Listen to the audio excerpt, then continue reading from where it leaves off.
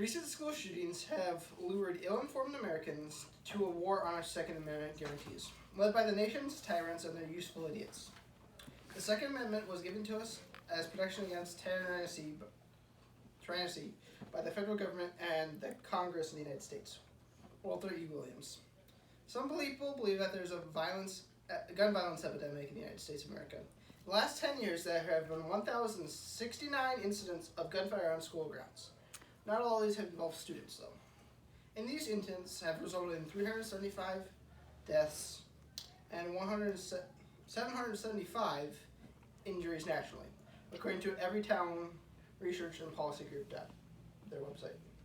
Those restrictions have banned guns. However, quote, National Shooting Sports Foundation, a gun industry trade group, publishes firearms production numbers report that draws from the source of forces, including the ATF, the U.S. International Trade Commission, and the Congressional Research Service. In 2020, the group reported that there was an estimated total number of firearms in civilian possession was 433.9 million. That figure does not appear to count for guns leaving circulations. The trace.org, how many guns are in U.S. circulation.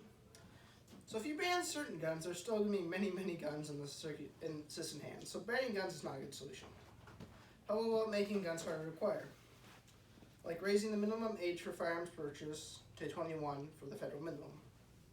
However, some shooters do not break the rules when obtaining the firearms, like the one from National, who is 28 and had bought the firearms used in the shooting legally. While it might stop some shootings, what happens if they buy the firearms from private individuals? If you start monitoring all private firearms sales, then you get into the area of invasion of personal privacy. So going after gun rights does not work that well. What are the other options? One of the other options is hardening the schools and making them less appealing to target.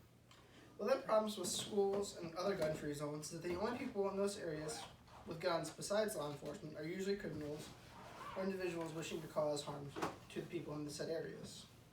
Schools need to strengthen against potential threats in order to prevent more deaths from school shootings.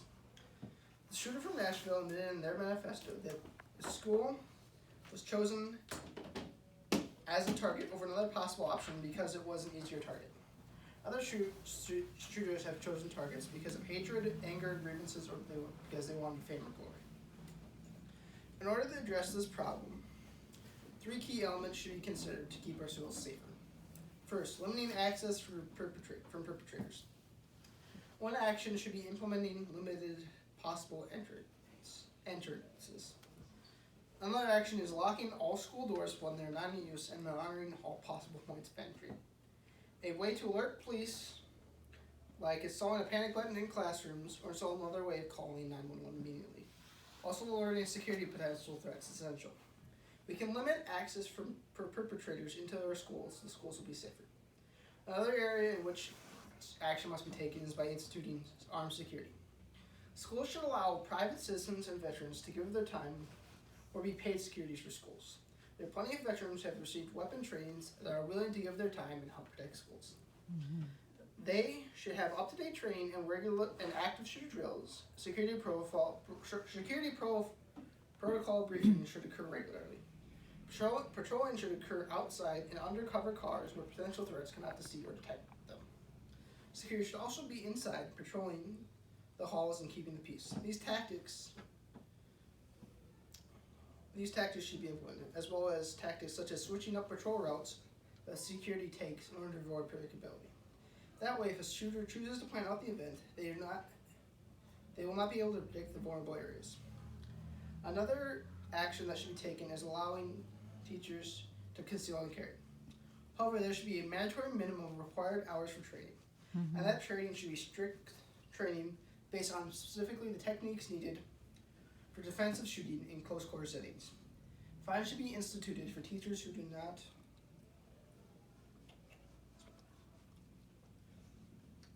not keep their firearms properly stored and secured. Schools should, however, provide safe, secure locations for storing firearms or left lethal devices such as pepper-ball guns, tasers, or other such devices. Another potential way of addressing the perpetrator problem from entering is making a partition that can be remotely operated. This can seal off parts of the school to provide safe locations for students. Of course, testing of all equipment should be in a live fire active scenario.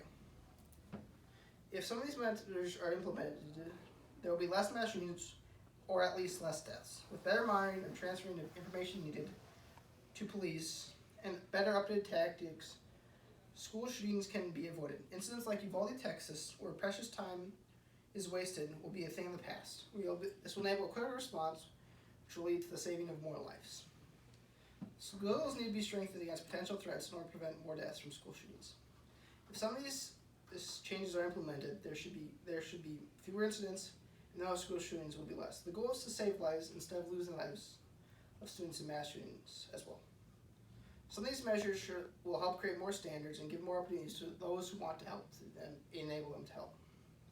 These are not all the possible solutions, and all these solutions should be tested in a live fire scenario or environment or other real life simulating situations. Teachers will now have a way to defend their students and themselves. They will have ways to protect their students from harms. The requirements for teachers will give parents and administrators the peace of mind that there will be standards to which the teachers will be held to.